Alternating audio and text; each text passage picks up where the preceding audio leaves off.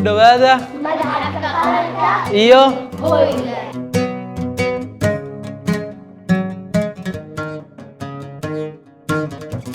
gacanta wax ku sawirtaa ama kaamirada ku qaadaa أنا قعنت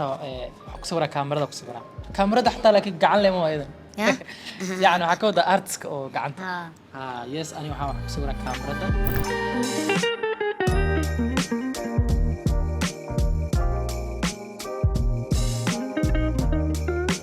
الله أفر ما هينو وين مو فوق أو موصل أنا أو مرخ لأنا أو معصر لأنا أنا عنو هبرت هذا كثاني farsaxanka midna rinji wuxuu u sawir waay oo rinjigaas aragteen waay midna waxa waaye wax oo taaban karo waa installation hal